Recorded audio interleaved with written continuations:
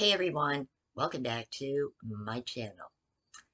Today's video is why is it so hard to find a good landlord? My part two, tying in with my first video from the other day, which was why is it so hard to find good tenants? Well, this is why is it so hard to find good landlords? So first, I wanted to actually touch on the responsibilities in Pennsylvania of landlords. And for that information, I consulted a website I've used in the past that offers timely legal advice. It's called nolo.com. It's a very good website. I have the link down below, and you can certainly look that website over. A lot of useful information on this website. So let me get right into, in Pennsylvania, what are the responsibilities of a good landlord? Basically stating that landlords need to be sure that they follow laws in their state and in their town. That does not discriminate against what is considered protected categories of people.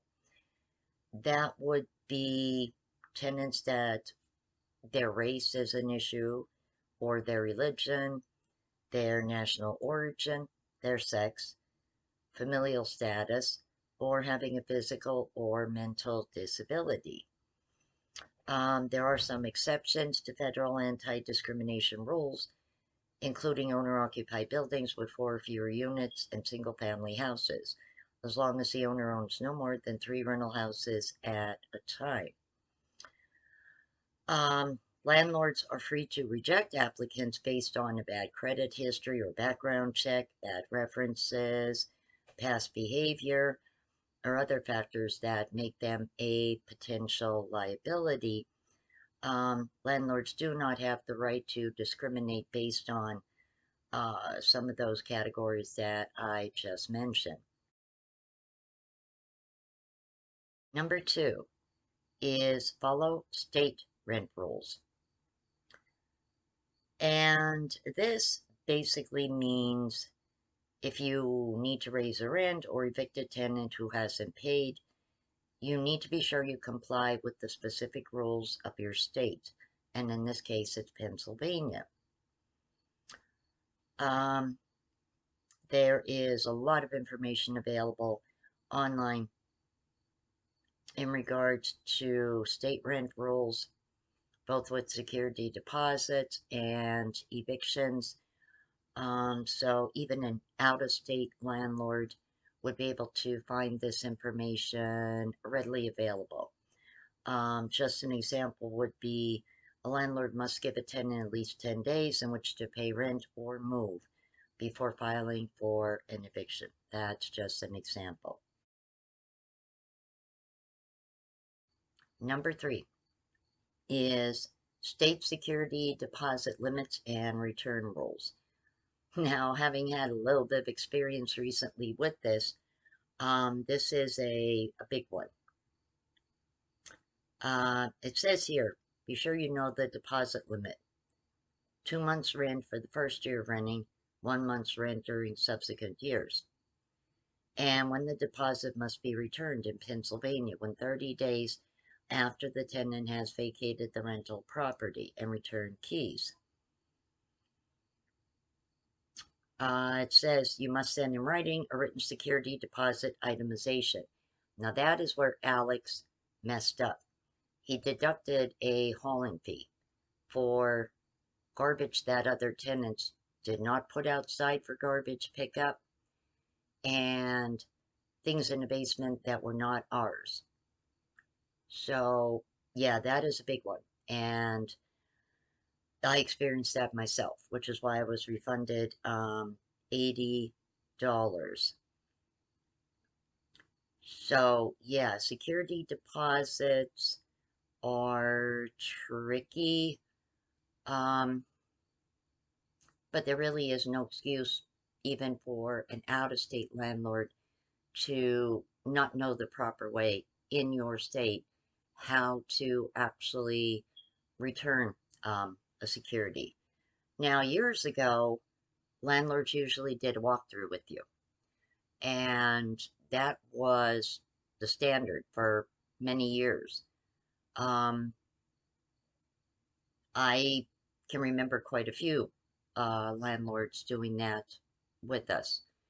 And then, if everything was okay and checked out and satisfactory to them, they gave you your security deposit. Now, back in the day, most landlords took cash and they would give you a receipt for your security deposit. Um, some landlords did request money orders. Some did request a check. Um, and some requested cash. I always gave Tony cash. He always brought his receipt book. Well, most of the time he brought his receipt book. Um, and he would have to sometimes manually write me out a receipt. So it, depends on the particular landlord. I had one landlady from New Jersey who had her tenants pay their rent through PNC Bank. She had a separate account set up just for the tenants to pay their rent. When she was notified that a rental deposit was received, um, based on our names, she would send to your email a copy of a written out rent receipt. And you could just, keep it in a folder or print it up if you needed it for proof. Um, that was actually, the first time I ever had landlords choose that option. And something that does, nowadays with, the pandemic and everything, make a lot of sense rather than actually going door to door to, collect rents. So yeah, different landlords have different approaches. In Pennsylvania, though, if a landlord makes deductions, it has to be in writing. That's pretty much the big stickler for Pennsylvania. Number 4, a touchy one. Provide habitable housing. I am sure each and every one of my subs can think of having lived in a slummy apartment or house, or a family member, maybe a friend, or maybe just knows of a slumlord in their town. They're everywhere. And sadly, they're hard to get out of. In Pennsylvania, you're legally required to keep rental premises livable under a legal doctrine called implied warrant of habitability. If you don't take care of important repairs such as a broken heater, tenants in Pennsylvania have several options, including the right to withhold rent or repair and deduct. Now, there's a procedure for withholding rent. The money must be put into a separate account. The landlord must be given proof that that money is in a separate account. And I have seen over the years on so many different websites, even a booklet that I was given through Section 8, or I think it was Section 8 many, many years ago, that if you go that route with a landlord, you need to send them a letter. It has like a checklist, what you are supposed to, say to them, how to send it, usually certified mail, I believe, and regular mail. So you have proof you, in fact, did send the letter. There is a process to it. It's not complicated. The repair and deduct basically is giving someone a set amount of time to repair something necessary. Then, if they do not repair it, you are notifying them in writing that you are paying out of your pocket to fix it yourself or have someone come in and fix it with receipts of the work done to prove the cost, and then you're deducting it from the rent. Number 5, prepare a legal written lease or rental agreement. This is very, very important, not just in Pennsylvania, but every state. You have protections with a written lease. When your lease runs out and you don't have a new lease or it's month to month, you have nowhere near as much protection as you do with a legal written lease. I would even go so far as to say do not rent a unit if the landlord does not want to give you a lease. Always get a written lease. Number 6, make legally required disclosures. Under Pennsylvania law, landlords must make certain disclosures to tenants, usually in the lease or rental agreement, including details about the security deposit.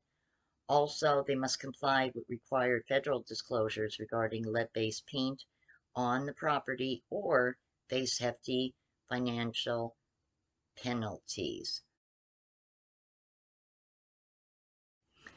Number 7, and this is another touchy one, don't retaliate against a tenant who exercises a legal right. Wow. Where do I even begin with this? Well,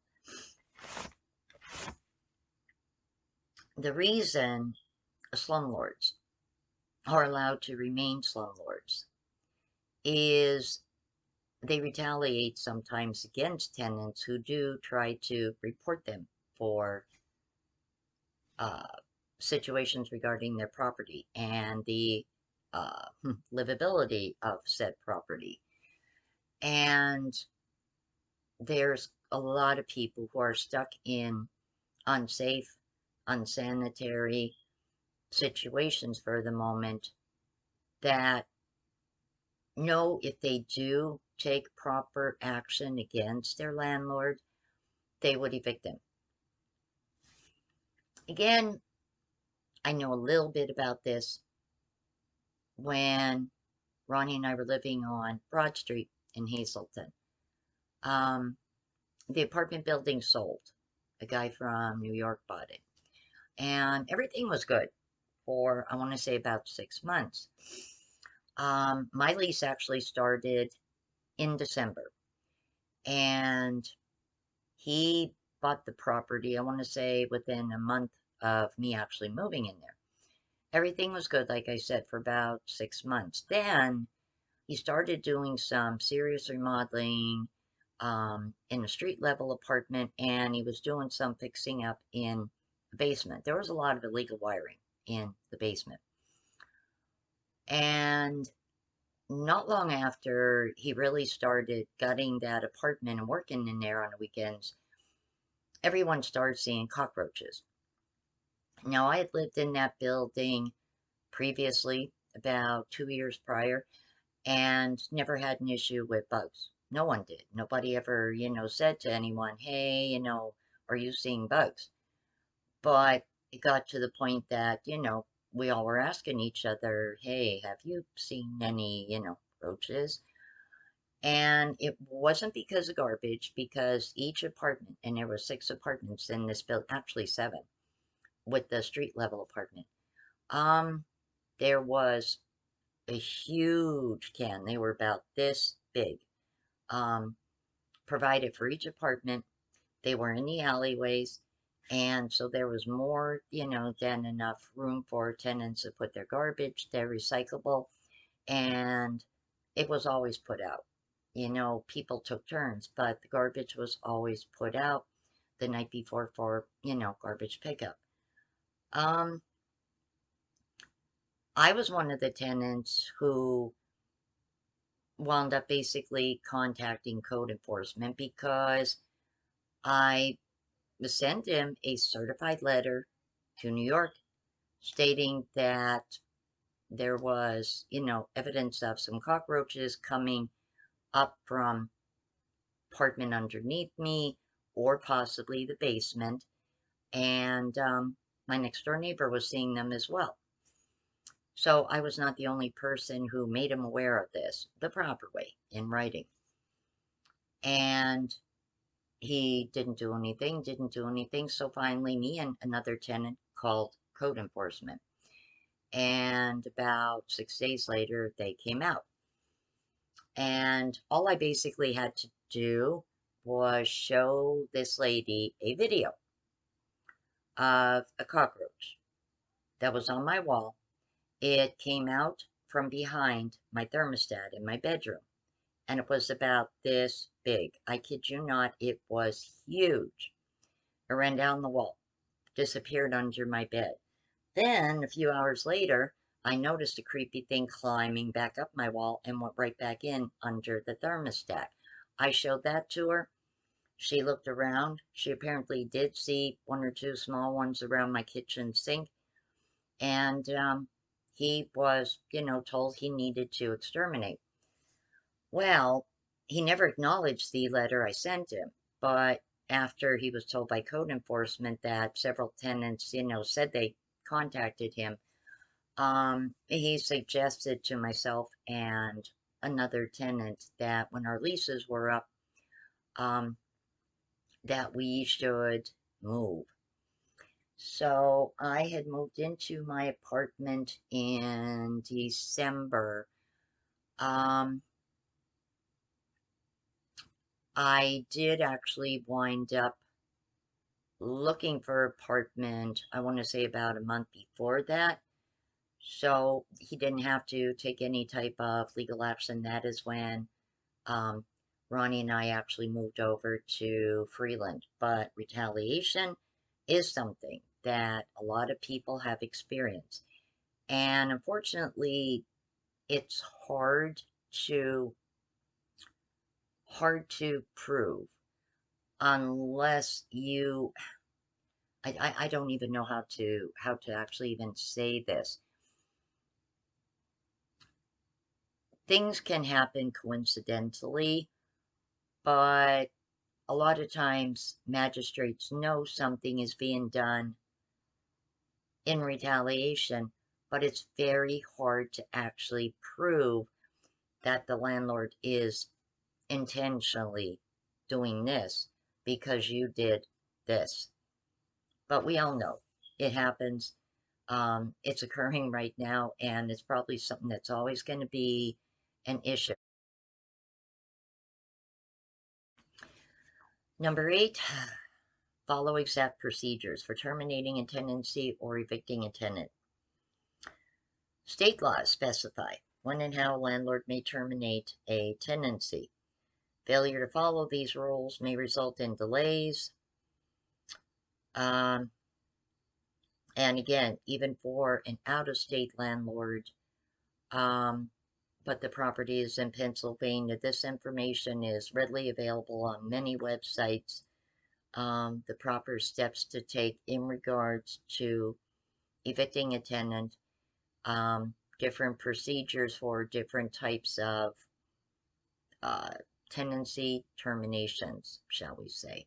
Gosh, that almost was like a tongue twister. Number 9, take advantage of legal resources available to landlords. The U.S. Department of Housing and Urban Development and state fair housing agencies have useful legal information and publications on their websites. So, there's no reason for an out-of-state landlord who owns a property, say, in Pennsylvania, to not be aware of laws regarding tenancy in Pennsylvania. You can also go on the Attorney General's website, or I believe Consumer Protection Agency. From my own personal experience, I believe that there needs to be a lot of good communication between landlords and their tenants. And I think that when some property owners have management agencies, they don't always do their job of properly communicating for both ends. And I have seen in this real estate group enough people complain about some agencies and how landlords just leave everything for these people to handle, but they actually don't necessarily handle everything. Um, So yeah, definitely I believe communication is very, very important. Another big thing is repairing. As I said, I think the reason so many slumlords are allowed to remain slumlords is the fact that they retaliate against people who report their properties. So they know, especially now during the shortage of housing, that people are stuck. And it's a really unfortunate situation. I think this is where code enforcement needs to, a lot of them need to step up their game. I could say in Hazleton, I don't think they're that great. And just all the way around. Um, when there's a valid complaint being made, I think they need to address it in a timely fashion. Um, I don't know, just some towns, code enforcement is almost like non-existent. As I said, a friend of mine lives in a building that is overrun with roaches. They have been reported how many times to code enforcement? So why is this place still operating? Why isn't it shut down? Why are these people allowed to pay fines but not fix the original issue? Like, it almost seems like code enforcement is afraid to like do anything against these particular people.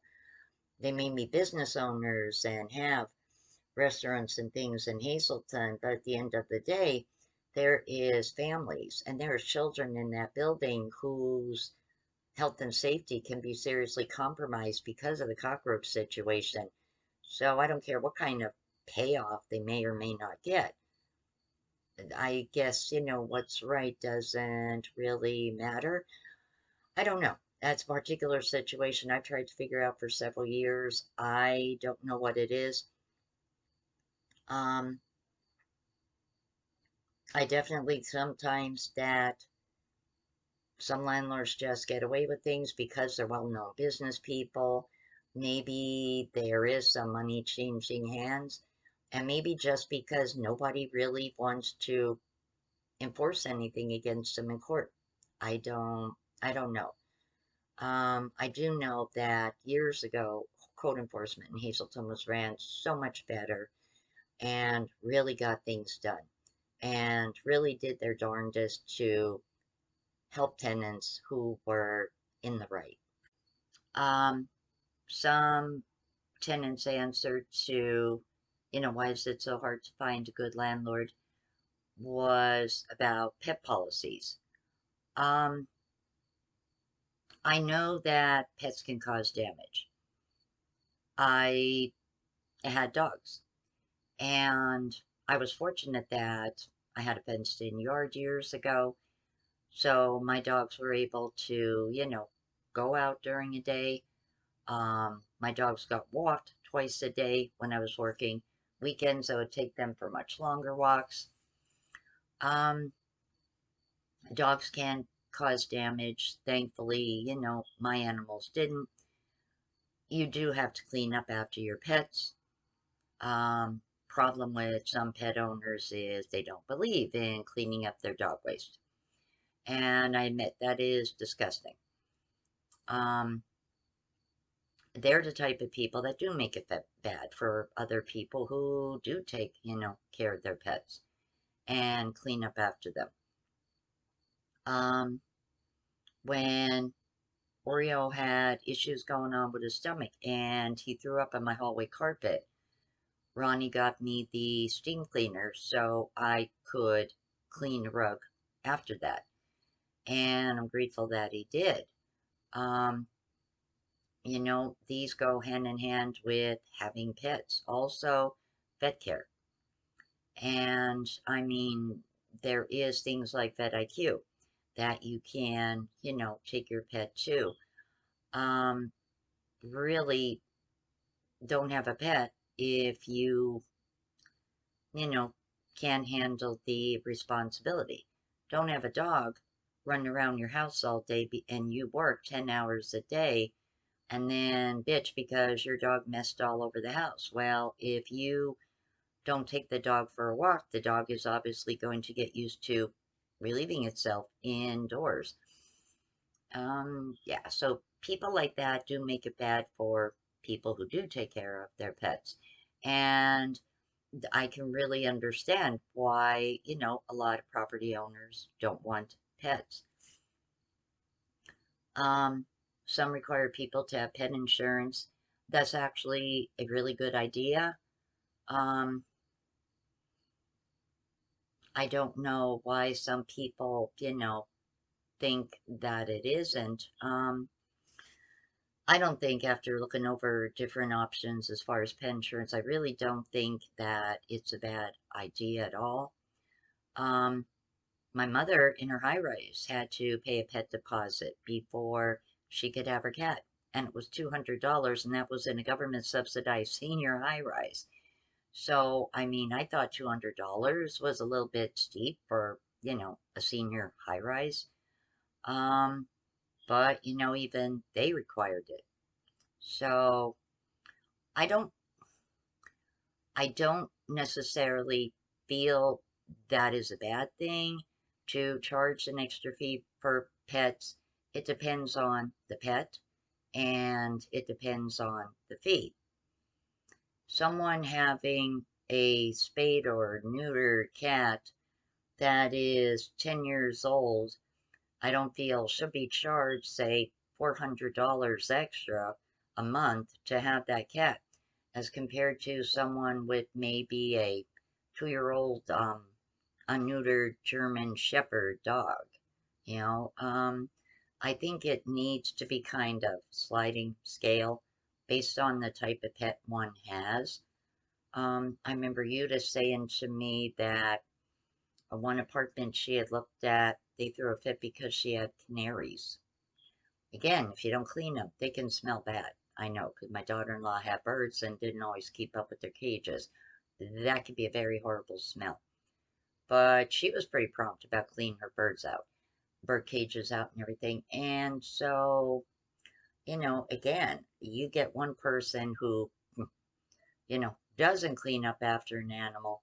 Again, makes it hard for other people. I would like to add that personally, I think landlords should do more inspections of their apartments. One of the common remarks from many tenants when landlords post apartment damage to a house is, you know, don't you inspect your property?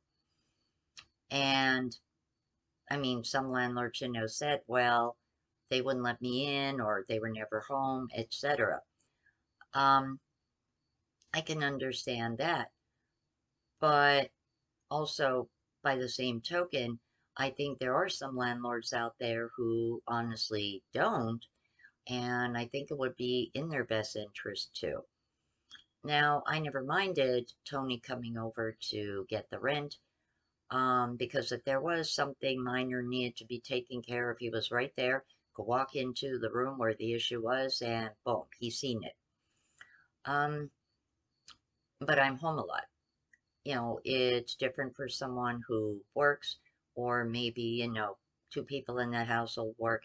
There's nobody there to, maybe till after 4 or 5 o'clock.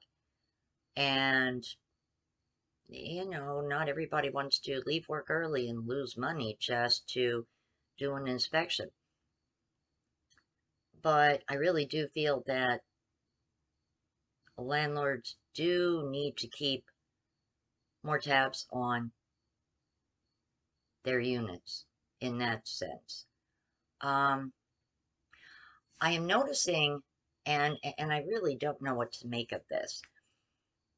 I have noticed that back a couple of years ago, it was rare for someone to actually post on Facebook or in a group damage from a tenant. It was like horrifying, and it would circulate for days and days on Facebook. Now it's like every other day somebody is posting something. And out of curiosity, here's a case in point. Techie knows someone who owns a house. Don't remember if it was Lehighton or Lansford. And this lady, her and her family put up videos of how this woman and her, I don't know, husband or fiance and children left this house. But yet, when you go on this girl's Facebook, she has a whole mess of pictures of her and her kids, birthday parties, this and that, and her house looked really clean. And I thought, okay, there's too much stuff there to, say, oh, well, she moved out in a hurry. That was just not like things that were left in a rush to move. That took a little bit of accumulating, like garbage. And, you can't help but wonder, okay, what happened that the house looks like this when you lived there 3 years prior and, your house looked clean. When you have pictures of birthday parties and family gatherings in different rooms of a house and your house looks clean, and then you see someone showing a video of the same house and you were still living there, like, what the heck happened?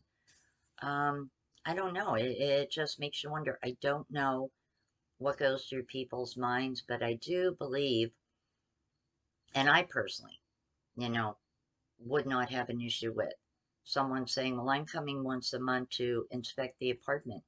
Okay, fine. Like I said, I would be home a lot. So that would never be an issue for me. I understand for other people it can be.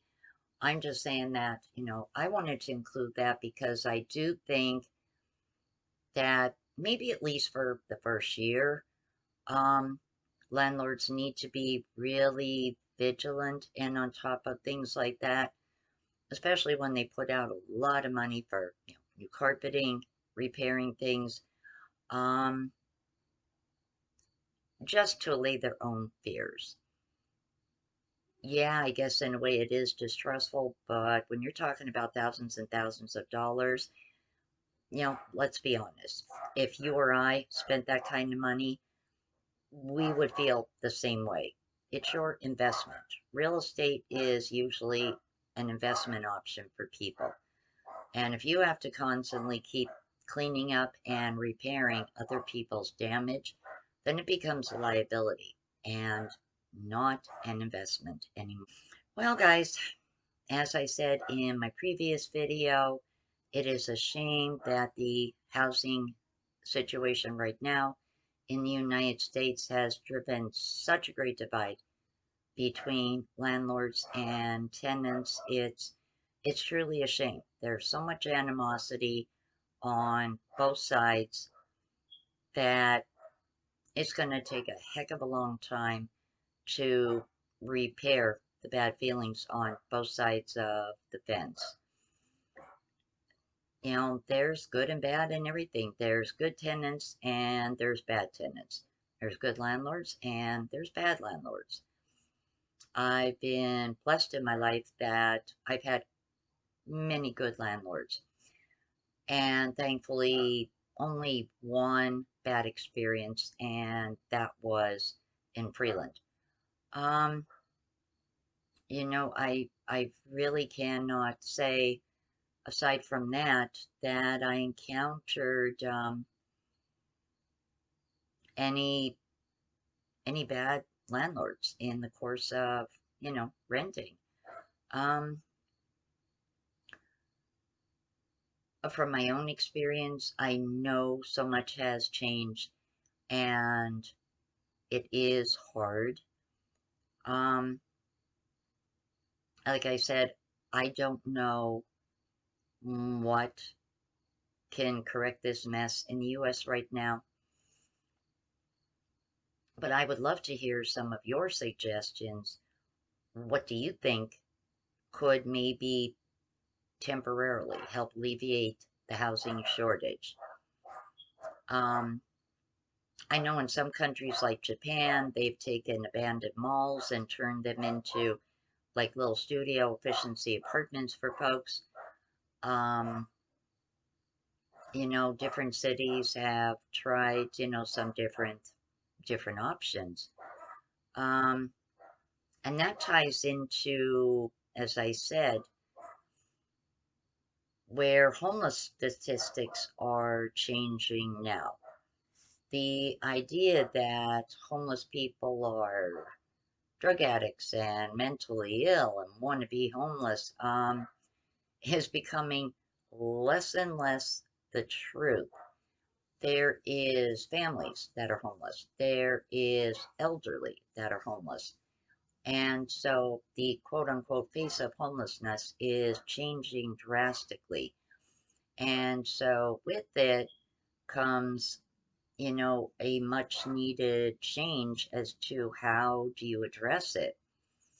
It's one thing if a majority of your homeless population in a community is people who are drug addicts. But when there's such a variation, you have elderly and you have families and you have maybe young people. Um, there's all different categories here, all different circumstances. It makes it a little bit harder to address homelessness as a whole when everyone now can be affected by it. And I do believe, and I've seen this over and over on different websites that I, read up about homelessness and topics associated with it. I believe it when they say that many Americans are one or two paychecks away from being homeless. So that is something to think about and consider.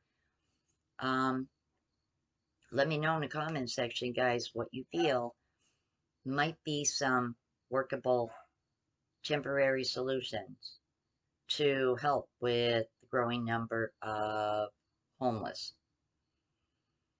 Now, I'm not talking about people who did not pay their rent. I'm talking about people whose properties were sold or the rent was raised and they can't afford it. Um, there's many different reasons why people wind up homeless. Someone who willfully doesn't pay their rent, I'm not including in that because I definitely feel that there's some mental health issues tied in with that as well. But I'd love to hear your thoughts on, what might be a workable, even if it is temporary, um, solution to help people. Let me know in the comments section below, guys. Next video that I'm going to be uploading in a day or two is going to be common myths about homeless people. And you would be surprised how even my head spun a little bit at some statistics I read. So that's going to be a good video. Definitely, I think you guys might want to keep your eyes out for that. So if you like this video, guys, please give it a big thumbs up. If you haven't already, hit my subscribe button and hit that bell for all so you're notified every time I do upload a new video. Take care, everyone, and I will see you all on my next one. Stay safe. Have a great evening. Bye.